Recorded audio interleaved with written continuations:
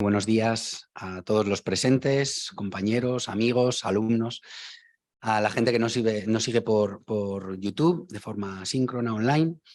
Agradezco en primer lugar a la decana de la Facultad de Literatura Cristiana y Clásica San Justino, a Pilar González Casado, también al director de esta primera jornada de Literatura Cristiana Oriental, a Marek Ratzkevich, y a todos ustedes. Hoy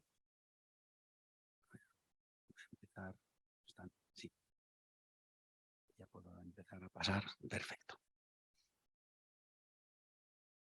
Bien, el título de mi contribución es Imágenes divinas en la literatura y los rituales sumeroacadios, y voy a proponer una serie de textos paradigmáticos para adentrarnos en esta realidad, a veces tan poco conocida para el público general, y me centraré, como digo, en imágenes, en rostros, en estatuas, como verán a continuación. El pueblo de Israel fue haciéndose progresivamente consciente de lo que los rostros e imágenes de los dioses significaban para los pueblos vecinos, como por ejemplo en su contacto con el ámbito cananeo o con otros imperios, el imperio neoasirio, neobabilónico, persa, aqueménida, los griegos, helenistas, el mundo romano, un largo etcétera. Al hablar de imágenes de divinidades en la Mesopotamia antigua, el tema que nos ocupa, hay que tener en cuenta, para empezar, su heterogénea idiosincrasia cultural. El componente sumerio se mezcla con el semítico acadio y, a su vez, con otros pueblos de origen hurrita, casita, etc.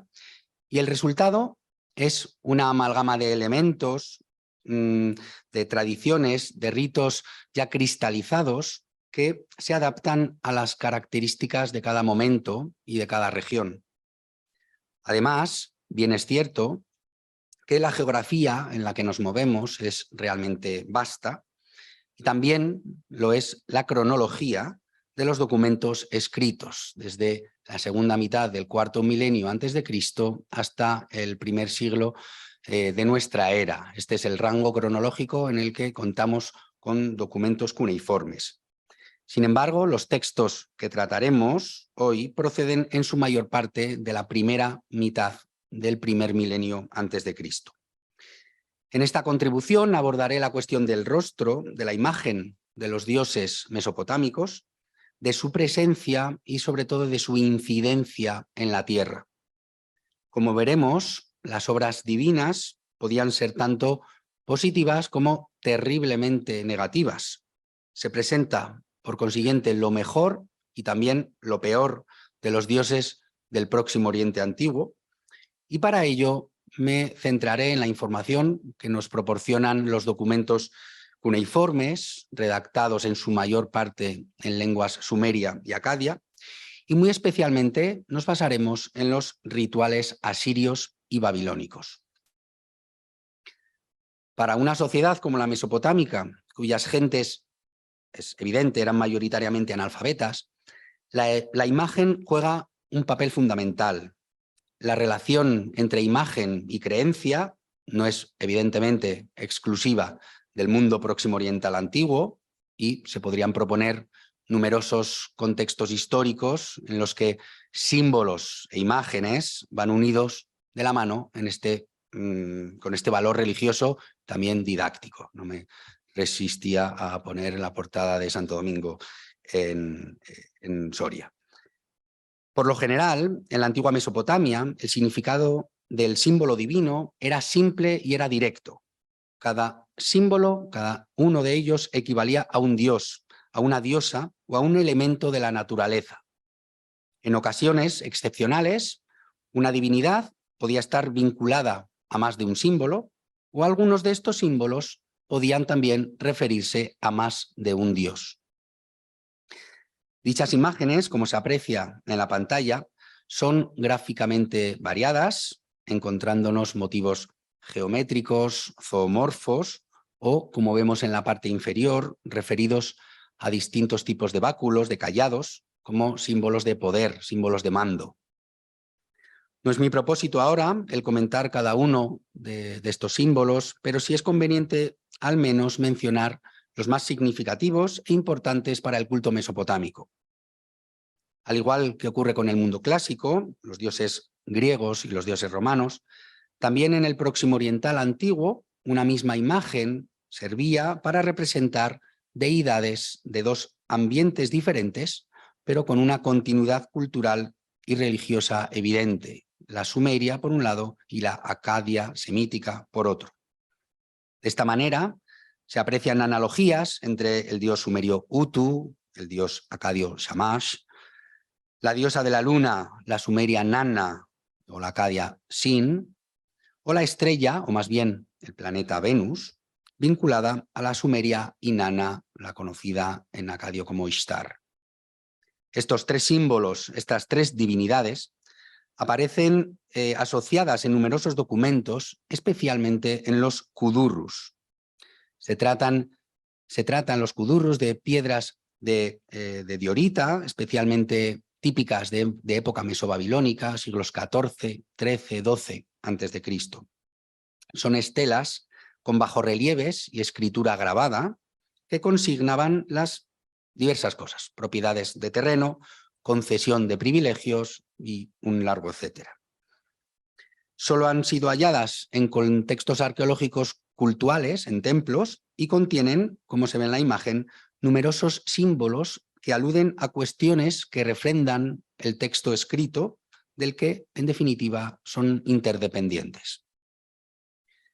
Permítanme referirme a otro símbolo recurrente en la imaginería del Próximo Oriente antiguo, el referido a la diosa Gula, y en concreto al elemento al que se asocia, su perro, su cánido. Gula, como una de las divinidades principales del panteón mesopotámico, ocupa un lugar en el cielo, aunque podrá inmiscuirse en los asuntos de los mortales. Es la protectora de los doctos en medicina, en tanto en cuanto es diosa de la curación. Las gentes de Mesopotamia no solo invocaban a la diosa Gula cuando sufrían de alguna dolencia, sino también a su compañero, a su inseparable cánido.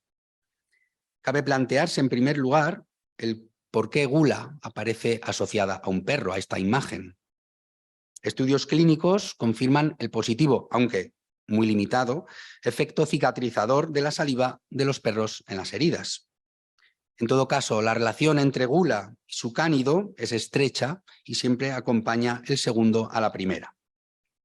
De esta manera, aparece atestiguado en multitud de textos, así como en el registro arqueológico, como ven aquí en los mencionados kudurru, improntas de sellos también, estatuas exentas, etc.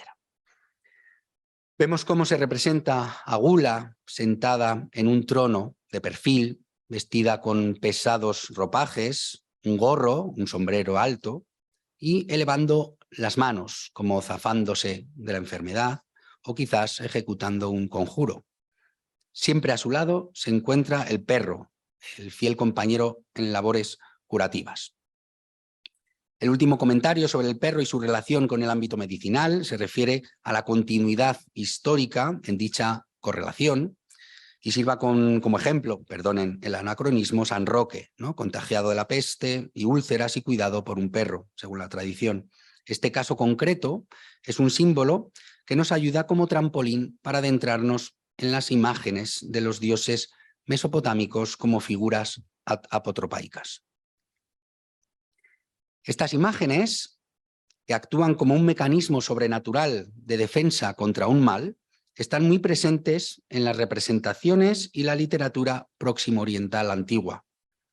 Si bien los símbolos anteriores, más esquemáticos, están atestiguados desde ya el arte prehistórico de Mesopotamia, estos retratos aparecen a partir del periodo acadio, del siglo XXIV a.C. Sin embargo, es interesante mencionar cómo tres de los que ven en pantalla, los llamados sabios, el acadio Apkallu, eran criaturas cuya existencia la mitología mesopotámica situaba cronológicamente incluso ya antes del diluvio sumerio. Es posible que, aún sin ser especialistas, o sí, de la historia del arte de la Mesopotamia antigua, muchos de ustedes hayan reconocido varias de estas figuras, bien porque han visto la representación en algún escrito, o muy probablemente porque han tenido la suerte de visitar algunos de los museos, los mejores museos europeos, estadounidenses o iraquíes. Los Lamassu, o también llamados en acadio Shedu, eran divinidades protectoras, seres híbridos, mitad león o toro, alado, con cabeza de hombre. Su función era guardar y proteger, generalmente en parejas, las puertas de las principales ciudades. Aquí tienen, en un contexto arqueológico, los dos Lamassu de Nimrud. Como digo, contamos con numerosos ejemplos, el Museo Británico, traigo a colación el Louvre. Quizás les suene esta imagen que estoy poniendo, esta destrucción de un rostro, ¿no?, en 2015 por el Estado Islámico, en las ruinas, bueno, en Nínive, una más procedente de Nínive. Otra imagen apotropaica que quizá ha llamado su atención es el Mushushu, el dragón, literalmente la furiosa serpiente, o el Umunairu, el león dragón, literalmente la bestia rugiente del tiempo meteorológico. Estos y otros animales protectores representan distintas deidades. Entre ellas destaca precisamente el dragón Mushushu, el animal sagrado del dios Marduk, el dios supremo del panteón neobabilónico y, por tanto, vinculado directamente al monarca, en este caso, que mandó construir las puertas de Ishtar en Babilonia, hoy en Berlín, Nabucodonosor II. Si bien con los ejemplos comentados podemos tener la sensación de que las representaciones de las divinidades estaban solo destinadas a ser expuestas en imponentes edificios o como bellas esculturas y bajorrelieves, se debe puntualizar que jugaban un papel fundamental en la vida cotidiana de los antiguos mesopotámicos. Probablemente el ejemplo más significativo, más paradigmático, lo constituye Pazuzu, el máximo exponente de los demonios del viento. En principio, su naturaleza era destructiva, pero por su carácter precisamente apotropaico, era asimismo capaz de repeler a otros demonios. Entre estos últimos destaca la hija bastarda del dios Anu, la llamada Lamashtu, considerada una verdadera diosa desde época sumeria. Sabemos que se considera una diosa, siempre iba el predeterminativo de divinidad.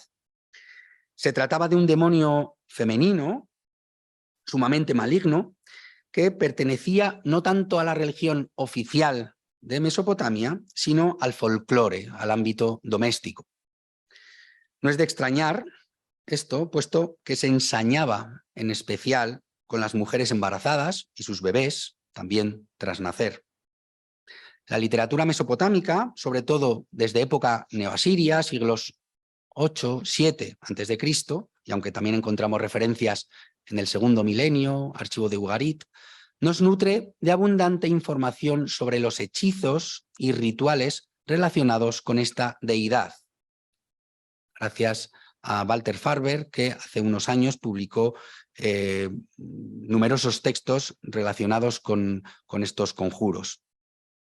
Al tratar mi contribución sobre imágenes en la literatura mesopotámica y asumiendo lo gráfico o incluso terrorífico de algunos de los pasajes sobre la Lamashtu, propongo el siguiente fragmento de un texto neoasirio.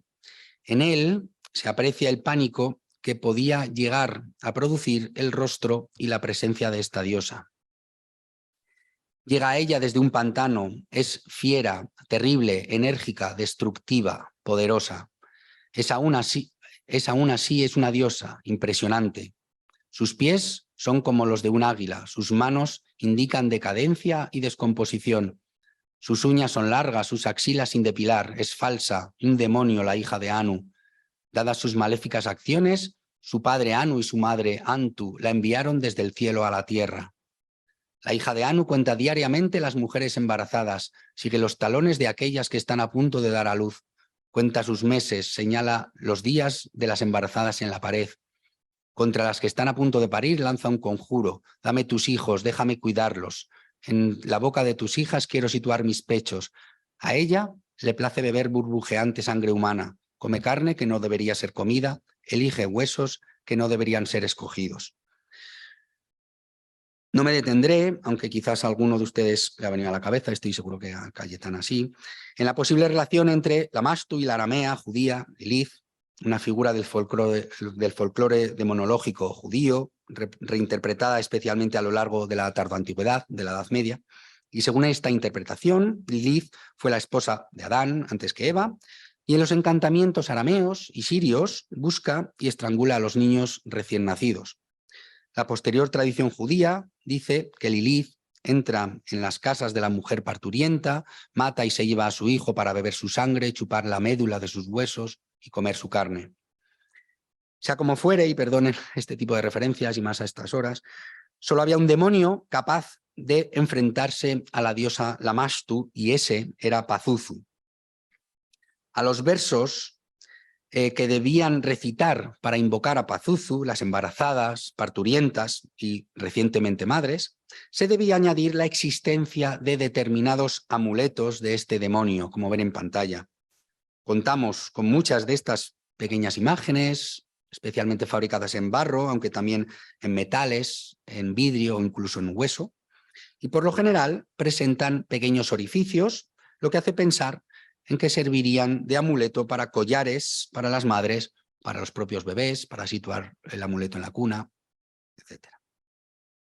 Estos rostros divinos que pueden ver en la pantalla, aunque en este caso sean demoníacos, eran sumamente importantes y necesarios para la vida cotidiana de las gentes del Próximo Oriente Antiguo. La presencia del símbolo y la imagen será, pues, un elemento fundamental en el culto mesopotámico. Dentro de este culto, las estatuas jugaron un papel crucial. Las estatuas mesopotámicas de culto, entendiéndose estas por imágenes veneradas y por tanto no simples representaciones, eran por lo general antropomorfas y se custodiaban en los templos. Constituían el receptáculo viviente del espíritu divino y con ello aseguraban la presencia del Dios en cuestión en el plano terrenal. Numerosos documentos escritos hablan sobre la materialidad de estos objetos. Por lo general se tallaban en madera y sobre ella se colocaban finas películas de metal y piedras preciosas para resaltar detalladamente los rasgos del rostro divino. En otros casos, las estatuas se podían fabricar en metal, en piedra o directamente en arcilla. Por supuesto, y en consonancia con el título de esta jornada, de la primera jornada de literatura oriental centrada en el rostro divino, este rostro, el semblante, los rasgos, era la parte más detallada de cualquier estatua. Una vez ejecutada la efigie, la talla, se procedía a vestirla con suntuosos ropajes y con una corona. Tras toda esta parafernalia, la estatua, formada por materiales inertes, era transformada mediante rituales y encantamientos en una imagen viviente, como veremos más adelante. Desgraciadamente, pocas estatuas de culto han llegado hasta nuestros días y lo único que se conserva de ellas es la impronta que dejaron en el pódium, en el estrado de la estancia principal del templo. Estas estatuas fueron objeto de pillaje ya en la antigüedad y además su propio material, la madera, ha dificultado su supervivencia.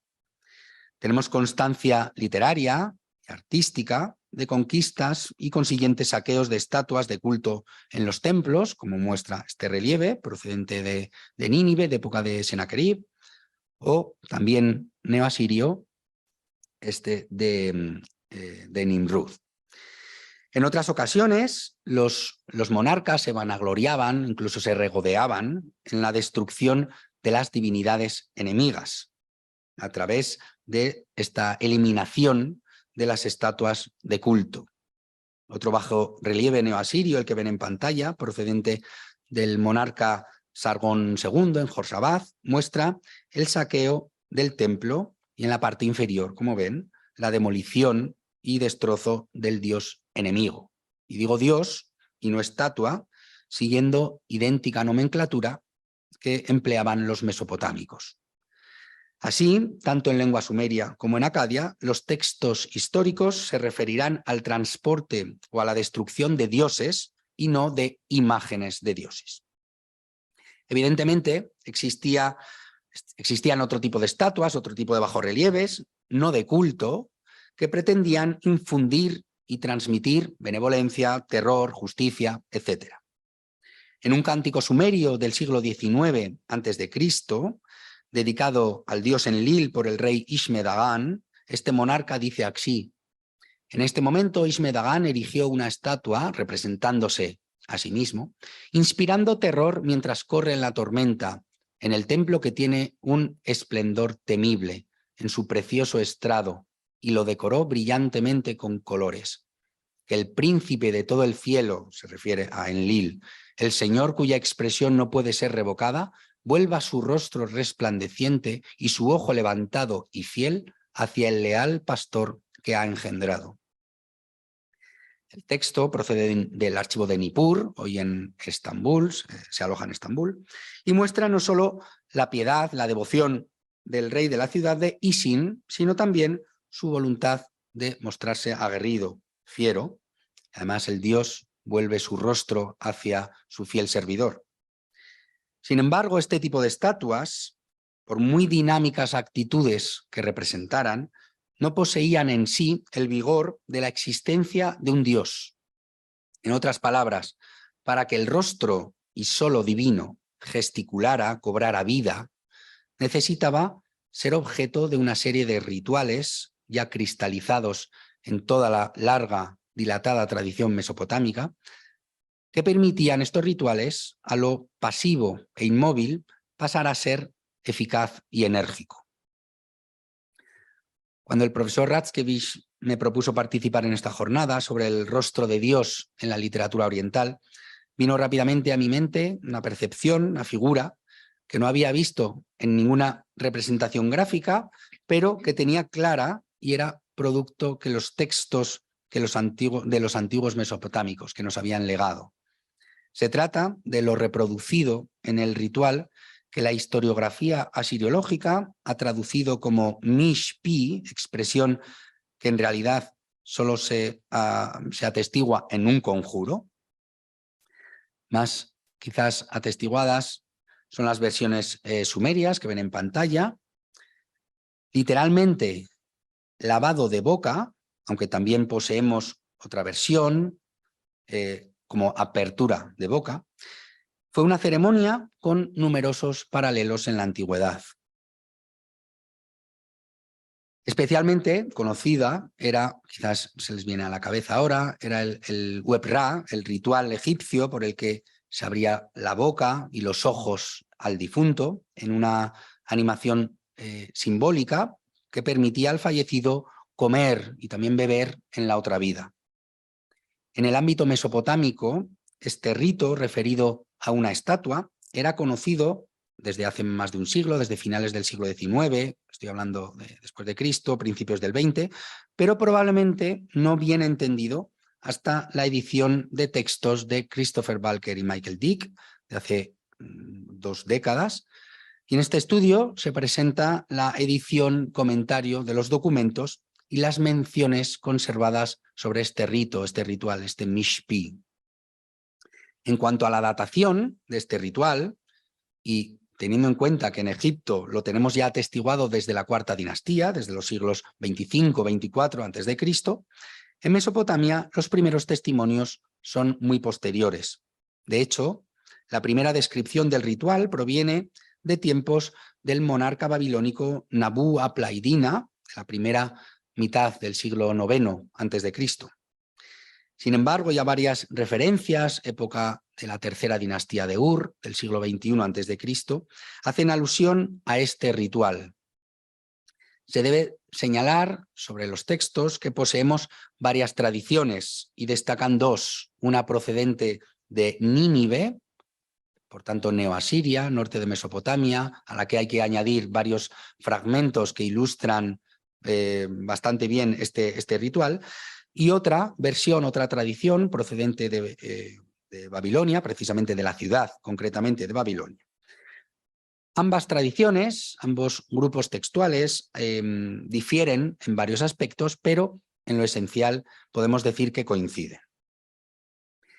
El proceso del ritual era complejo, era dilatado en el tiempo, duraba 2 días, y consistía en la celebración, en la ejecución de varios ritos, mientras se recitaban conjuros continuamente en lenguas sumeria y acadia, aunque el sumerio ya no se hablara en ese momento.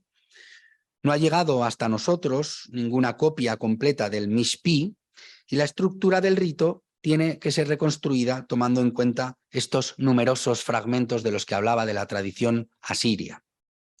La primera parte de la liturgia estaba dedicada al dios Ea, al dios Enki, mientras que la segunda, el segundo día, se consagraba al dios Shamash, al sumerio Utu.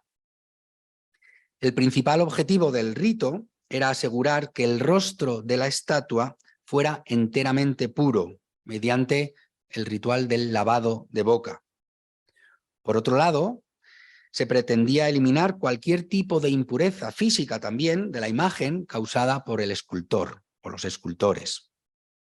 Para activar los sentidos de la estatua, también se procedía al rito de la apertura de la boca, y con ello se integraría ya definitivamente al dios en la comunidad de sus parientes celestiales.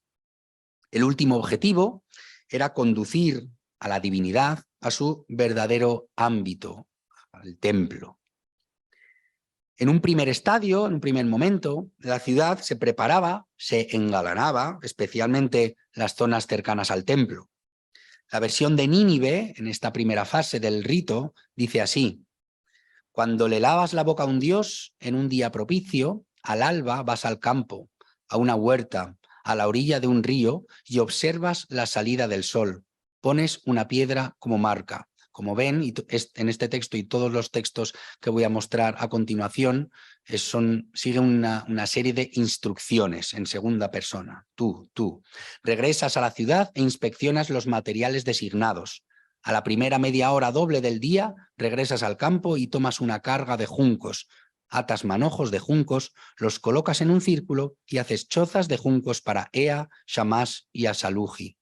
Recitas 3 veces cada uno de los encantamientos: caña pura, caña larga, nudo puro de una caña.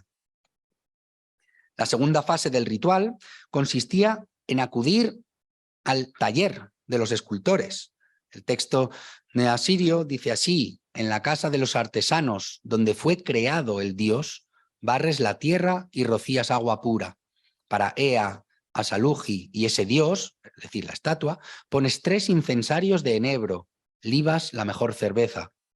En ese dios realizas el lavado de boca y la apertura de boca. Balanceas sobre él el incensario y la antorcha. Lo purificas con la palangana de agua bendita. Recitas 3 veces el encantamiento: en el cielo por tu propio poder emerges. A ese dios le hablas así: desde hoy vas ante tu padre Ea, que tu corazón se alegre, que tu mente se alegre, que Ea, tu padre, se colme de alegría contigo. Lo recitas 3 veces y te postras ante él. Posteriormente, la procesión, tras estar en casa del escultor, se encaminaba hacia un elemento fundamental, que es el río de la ciudad. En el caso de Nínive sería el Tigris, caso de Babilonia el Éufrates. Varios textos señalan que es en la orilla del río donde se encontraba la liturgia, donde se concentraba, la liturgia del lavado de la boca, el punto de inflexión por el que la estatua cobraba vida y se incorporaba al mundo celestial de su padre, de Ea, Enki. La versión ninivita es muy fragmentaria en esta parte, pero se lee que recitas las palabras: aquel que viene, su boca ya está lavada. Afortunadamente, el texto procedente de Babilonia, en este estadio del rito, se conserva mejor y dice: libas cerveza mazú, abres el muslo de un carnero y colocas dentro un hacha, un cincel, una sierra, una tortuga y una tortuga de plata y oro. Atas todo y lo tiras al río. Pronuncias ante Ea 3 veces: Rey, Señor de las profundidades. y levantas la mano y recitas 3 veces el conjuro, Enki, rey de los Apsu, y libas cerveza, otra vez, leche, vino y jarabe. Realizas el lavado de boca y pronuncias 3 veces el conjuro, el que viene, su boca ya está lavada, y luego desmontas la parafernalia de la ofrenda. Otro documento neoasirio, muy fragmentario, se conserva bien en la parte que describe este rito, esta parte fundamental del ritual del mishpi, del lavado de boca. Dice así: el ritual es el siguiente: sacas agua del abrevadero y colocas cornalina, lapislázuli, plata, oro, enebro y aceite prensado. Estableces un arreglo de ofrendas para Ea, Shamash y Asaluji. Levantas cedro en tu mano y con almíbar y manteca le lavas la boca. Entonces recitas el conjuro, Asaluji, hijo de Eridu, 7 veces. Cuando lo hayas recitado, rocías al dios con agua del abrevadero y colocas los accesorios para el dios delante de él. Empleas un incensario delante de él con enebro y harina, ofreces un sacrificio, baja el arreglo de la ofrenda y luego póstrate ante el dios. Tras estos rituales, se procedía a acudir desde la orilla del río hasta un jardín, especialmente, por supuesto, engalanado para la ocasión. En este jardín se había erigido un gran círculo de cañas a modo de estandarte o incluso de pequeñas tiendas, chozas, fabricadas en este material. La versión babilónica del ritual especifica detalladamente todo lo que había que hacer en este momento. Más libaciones, por supuesto cerveza, recitar oraciones dedicadas a varios dioses del panteón mesopotámico, aludir repetidamente a planetas, constelaciones, etc. Es aquí cuando acabarían los rituales del primer día. El segundo día, como no podía ser de otra manera, comenzaría y acabaría con nuevas invocaciones a los dioses. Por la mañana, el segundo día, colocas dentro de la choza de caña 3 tronos para Ea, Shamash y Asaluji. Extiendes delante un paño rojo, un lino. Pones 3 mesas, espolvoreas dátiles maduros y harina. El sacerdote Ashipu se encuentra en el lado izquierdo de ese dios, frente a Ea, Shamash y Asaluji, y recita el conjuro, Shamash, juez excelso. Recita 3 veces la oración, Ea, Shamash y Asaluji. Recita después el canto, en el día en que Dios fue creado. Entonces haces el lavado de boca, abres el ojo a ese Dios. El sacerdote Ashipu recita ante ese Dios el conjuro, a medida que creciste, a medida que creciste. Recita el encantamiento, estatua nacida en un lugar puro, estatua nacida en el cielo. Como ven, me permito poner varios textos que parece que son repetitivos, pero son repetitivos sobre todo en la actividad del lavado de boca que se va repitiendo durante los 2 días que dura este ritual. Como pueden no solo intuir, sino también apreciar a través de estos fragmentos, son muchísimos los detalles que se deberían llevar a cabo en este largo, en este complejo ritual. Abandonando el jardín, la comitiva, la procesión, se dirigía entonces al templo. Dice la versión de Babilonia, que tomas la mano del dios y recitas el conjuro, que el pie que sea pise el suelo sobre el lugar puro, así como las palabras, mientras caminaba por la calle. Esto lo recitas todo el camino hasta el templo de ese dios. Justo antes de entrar en el templo, en la puerta del templo, dice, en la puerta del templo de ese dios realizas una ofrenda, justo antes. Finalmente, y tras continuar la procesión desde la puerta del templo hasta la cámara principal, hasta la cela, solo los sacerdotes pueden entrar. Una vez allí, sientas al dios en su estancia, en su cela, y recitas en su cela el conjuro, la cena celestial. A la derecha del santuario levantas una choza de cañas. Dispusiste ya en su momento ofrendas para Ea y Asaluji. Las completas con más ofrendas y realizas el lavado de boca sobre ese dios. Y para ese dios estableces más ofrendas. Con agua bendita purificas a ese dios y recitas 7 veces el encantamiento Asaluji, hijo de Eridu, acercando los atavíos de la divinidad. En la noche ponlos sobre el dios. Por tanto, este ritual concluiría en la segunda noche. Así acaba el ritual de Mishpi, de lavado de boca de la estatua, en el que el rostro, por supuesto, juega un papel fundamental.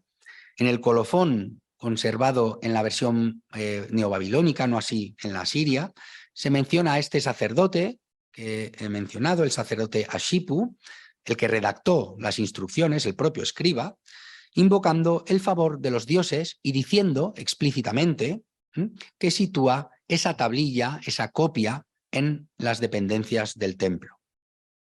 Concluyendo, como se ha podido ver a lo largo de esta breve presentación, los rostros de los dioses mesopotámicos se podían contemplar como algo vivo, algo dinámico y con poder para actuar en la vida cotidiana de los pueblos y personas concretas de Mesopotamia. Infundían no solo respeto, sino en ocasiones miedo, como hemos visto con la diosa Lamashtu, y la imagen inerte podía cobrar vida mediante determinados rituales, entre los que destaca, como hemos visto muy brevemente, este mishpi, o el lavado de boca. Este lavado, vinculado al acto de abrir la boca, preparaba al objeto para vincularse con la divinidad y ser ella, definitivamente. Este acto de la apertura de boca es en realidad muy humano. Al igual que las parteras abren y lavan rápidamente la boca del recién nacido, que por primera vez inspira y expira aire, así el dios mesopotámico de turno se introduce como tal en el mundo, interactuando con sus semejantes y también con los hombres. Mucho se podría decir sobre la relación de este ritual y la tradición egipcia, la tradición fenicio-púnica y, por supuesto, la bíblica, judía, cristiana, ¿no? La apertura de los labios en los salmos, paralelos, profeta Isaías, Jeremías, también Nuevo Testamento. Ni el tiempo ni mi conocimiento me lo permiten, así que en definitiva les agradezco su atención y paciencia. Muchas gracias.